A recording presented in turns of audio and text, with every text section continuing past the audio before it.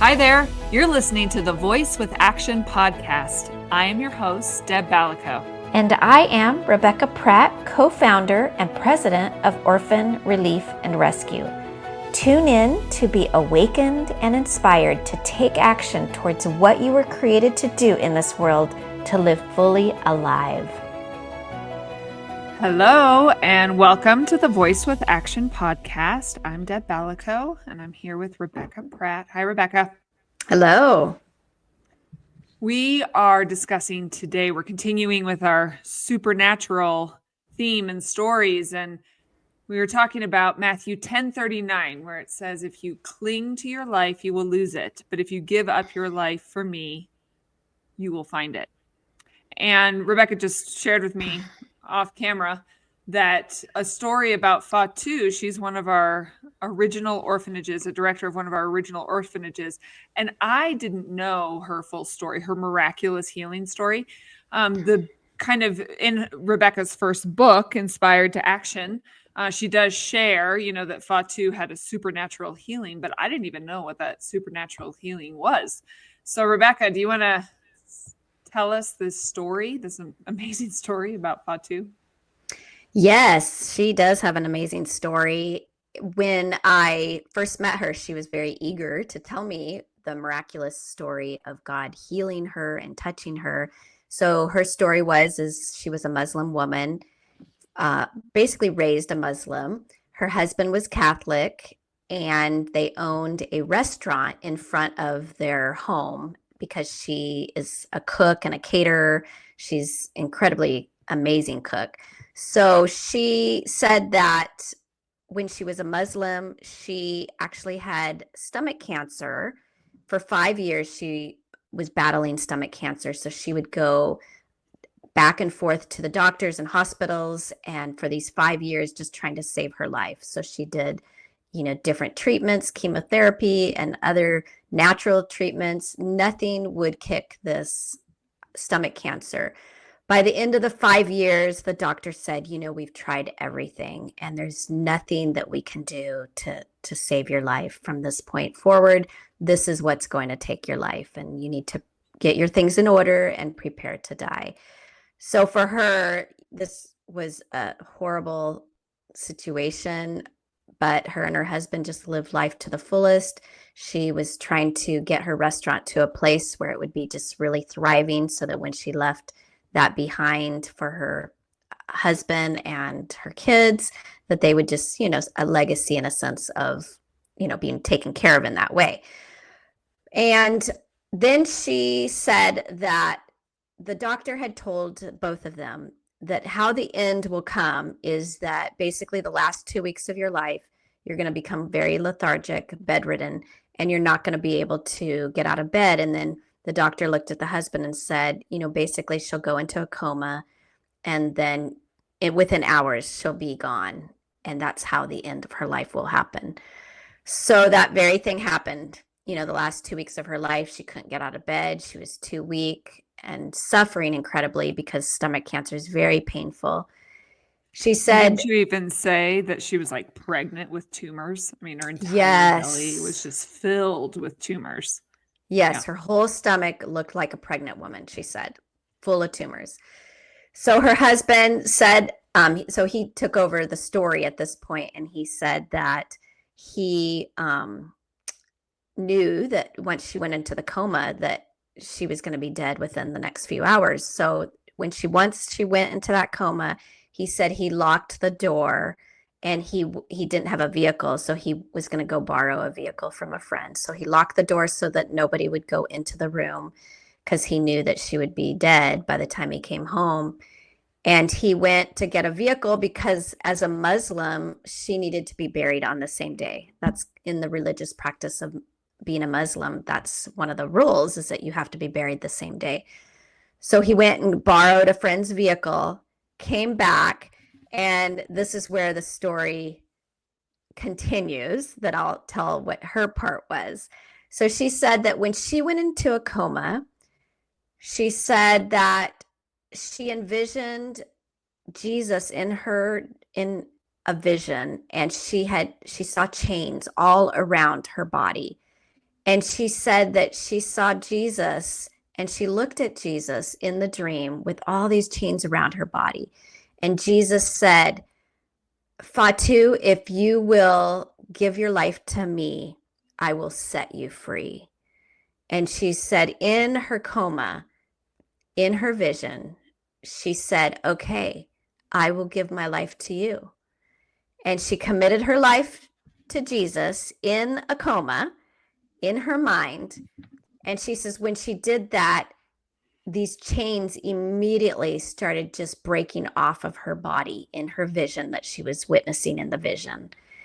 And as these chains were breaking off, she said she woke up out of this coma and she began to vomit out violently all of these tumors out of her stomach.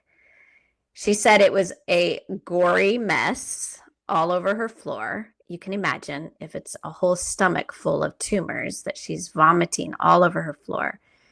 So she said she had a bathroom attached to her bedroom that she went into, and she just got some rags. She got a bucket and she picked up all the tumors, stuck them into the bucket, wiped up everything, cleaned everything. And she said afterwards, she just sat in a chair and she just sang, "He touched me. He touched me.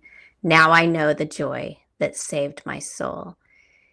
And I asked her husband, I said, when was your conversion experience? And he said, when I came into that room and I saw, to me, what looked like an angel, because my wife was supposed to be dead when I came in. And I see her sitting in a chair. Her stomach is flat and she's just singing, "He touched me. He touched me. Now I know the joy that saved my soul." And he said, that was when I committed my life to Jesus. Once I'm hearing her story and she's telling me what happened in her coma and her giving her life to Jesus. And he said, I witnessed a miracle because I literally had the car downstairs waiting for her dead body to be taken to a cemetery to be buried that day. And I come in and she's completely healed. And after she shared with me what the vision was and what Jesus showed her in the dream, and that she committed her life to Jesus, and then he set her free, not only with all these chains over her life, but also physically set her free from all of these tumors. He said, I committed my life right there to Jesus as well. And he says, and then we just cried and we just sang together. And he said it was just this incredible spiritual time. She said after that was done, she knew that she couldn't have this restaurant, which had basically, she said it was basically a bar. She said it was where everyone would come to drink in the evening after work. And she had like these tiki huts, outside of the restaurant area, and people would just sit and drink for hours into the night. And that was their livelihood, but it's also just what they had. And so she said, I knew that I couldn't do that anymore. I had to turn that restaurant into a church, and I needed to share with people about this Jesus that literally saved my life and set me free. So she said she went downstairs and she told her husband, I'm knocking down all of these tiki huts, and he's like, okay, and so he just kind of let her go for it. And she said she literally took, hammer and whatever she could, and she's just whacking down all of the tiki huts. Then she did turn that restaurant building into a church, and she just started telling people, come to church here. Everyone knew that she had stomach cancer. It was a visual that they saw in her body. So everyone did want to hear her testimony and wonder what actually happened here. So it was a huge platform for her to share about Jesus. And then she just started praying for people as well to come, to Jesus, as well as to be healed. And she said many people came and were healed and touched and everything. So it was pretty incredible. Like, her story was incredible. And then she said that she also just she had a business up country. So she would buy rubber. Well, she had all these rubber trees. So in this country, Firestone is real big, and they buy rubber from the rubber trees. They call them rubber trees there. I'm sure there's a different name for them, but they call them rubber trees there. She said they would milk the trees in a sense, get the rubber from it, and then she would sell this rubber to the Firestone company. So this was all interior, an hour away from her home. And she said that as she would go and do this work with the workers that she had with her business, she would see all of these kids just wandering around. This was also the Civil War time in that country. And she said she tried to hunt down where the parents were and who these kids belonged to. And many of them were just naked, walking around in the woods, and hungry kids. So she would just start feeding them, as she would go. Well, then she felt like God was calling her to actually bring them into into a home, which was her own home. So by the time I met her, she had 85 kids in this home. The government knew all about it. They didn't know what to do with this situation. And she did research, if they had parents alive or not. And she knew all their stories and knew the legitimacy of them needing to be there. So that was the time that Orphan Relief and Rescue was not in existence yet. We worked for an organization called Mercy Ships, and it was just something that we started feeding and helping on the side at that time with just feeding hungry kids. And then it just spiraled into helping her in a bigger way with Orphan Relief and Rescue. Yeah. So to give just a little bit of context, the country that she was living in had this 20-year civil war, and it wiped out an entire generation. And so there were just orphan children wandering around with no safe place to go. And because of her supernatural shift, not only physically, but then her heart transformation, she just had this love that was overflowing for these kids and wanting to provide them for a home. And the government, it was a safe situation because the government said, yes, you can take these kids in. They don't have any parents. So she is alive and well today, serving the Lord. But what is she doing? And could you give us kind of a little more context of why is her orphanage no longer under Orphan Relief and Rescue? Because her orphanage became self-sustaining, but she was one of the first ones that we helped. Could you just give a little more background on that? Yes, we got her up to what we call accredited conditions, which there's an accreditation group in that country that we helped with the government formulate this accreditation committee and standards for these children's homes. She got accredited, and she was able to get on a feeding program with another organization for the kids, as well as we helped her to start some businesses or increase her businesses. And she was able to become self-sustaining where she could, take care of the kids on her own. And that was our goal with each of these. There's always extra needs. We did renovate her entire children's home, which was her personal home, that we just added on. We added on a boys' dormitory, and we, got her all the bunk beds and mosquito nets, and renovated just everything that had safety, for these kids, and made sure that, we put extra latrines and showers, and restored her bathrooms that were inside the house, and we put in a new well because they had an existing well that we renovated, but then we did put in a second well. So yeah, lots of things that we did to help her get up to a standard where the government said that, she was now an accredited orphanage. I call it a children's home mainly because it's still her personal home as well. And so she has this children's home attached with that. Yes. But does she still take in kids? I mean, as the kids age out of the orphanage, we've helped them in that process too. But does she still take in children, into her home? Yeah. The maximum kids are 50 kids. So she's under the accreditation with the government, and they help, with the standards of that. Sometimes they do bring her children, and it's kind of a transition center area as well. But yeah, most of those kids that we originally were helping years ago are grown.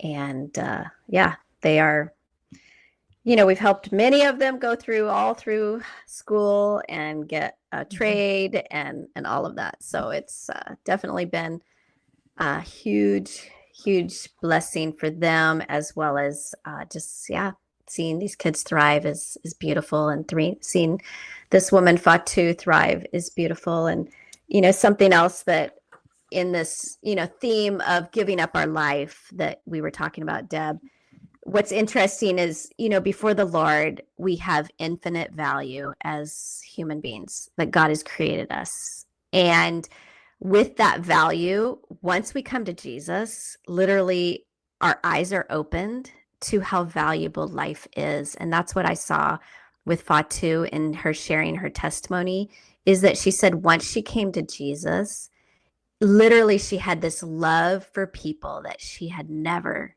had in the past. That was a supernatural impartation that Jesus gave her. And she wanted to see people set free in their own life. And, I just love that she had a desire to participate with the Lord in touching others with his love, and that it put her into an arena of not only participating with him, but brought purpose to her.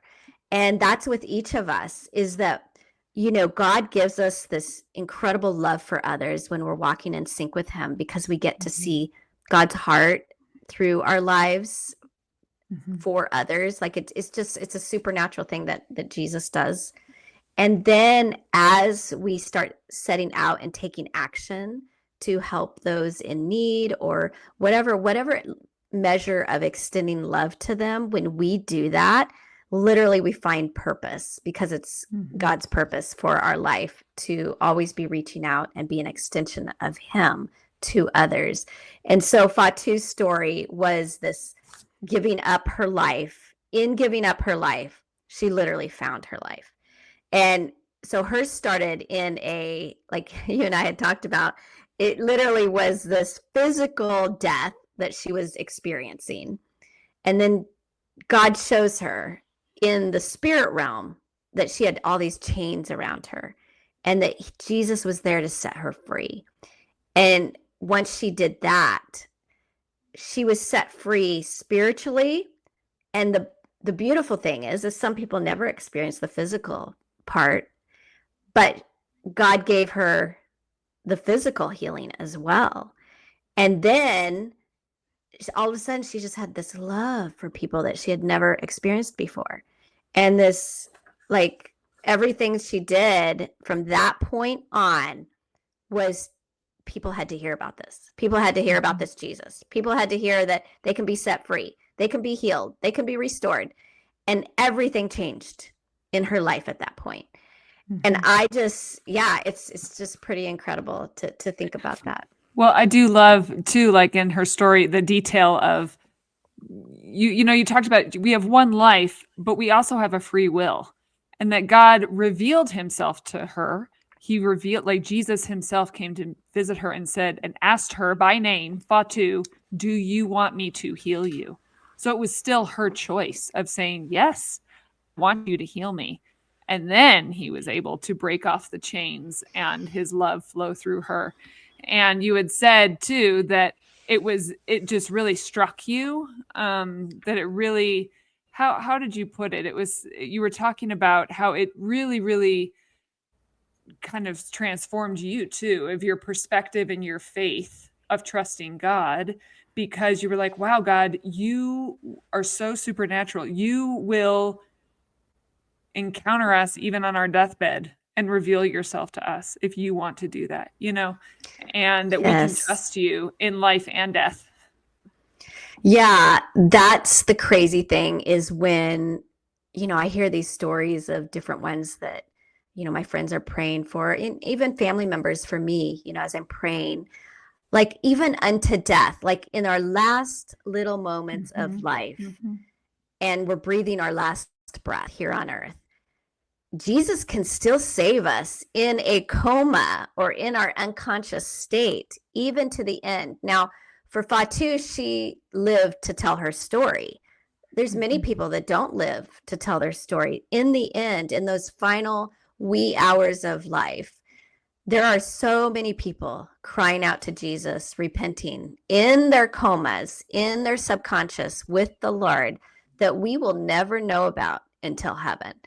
And her story, for me, honestly, just encourages me that it's never too late I do believe Mhm. strongly that every prayer we pray is not in vain.